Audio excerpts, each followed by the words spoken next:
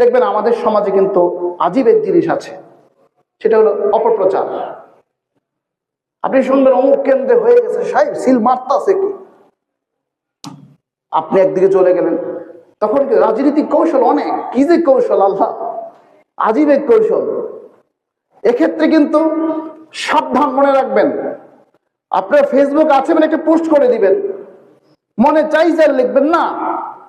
হাদিসে এটা আসছে যে তুমি যদি কোনো তথ্য পাও, ইদা জাআহুম আমরুম মিনাল আমনি আউল খাউফি আযাউ বিহি ওয়ালাউ রাদ্দুহু ইলার রাসূল ওয়া ইলা উলিল আমরি মিনহুম। এখানে বলা হয়েছে ওয়ালাউ রাদ্দুহু ইলার রাসূলি ইলা আমরি মিনহুম। কোন সংবাদ তোমার কাছে যদি আসে, তো ওই জমানায় বলা হয়েছে রাসূলের কাছে আগে পৌঁছাও। তো রাসূল তো এখন নাই, সাহাবায়ে কেরাম নাই, কার কাছে পৌঁছাবো?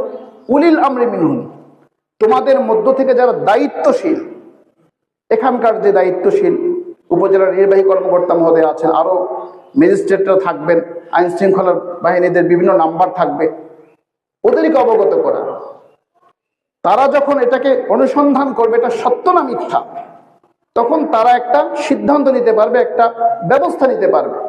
সাবধান, আল্লাহ পাক নিজে বলেছেন না, এটা তুমি নিজে নিজে মনে মনে মন কলাকে একটা পোস্ট করে দিলা, বা একটা লাইভে চলে গেলা, বা একটা ছড়ায় দিলা, এতে করে যে বিশৃঙ্খলা সৃষ্টি হবে, সেই বিশৃঙ্খলার সম্পূর্ণ দায়ভার দুনিয়াতেও আপনার, আখিরাতেও আপনার।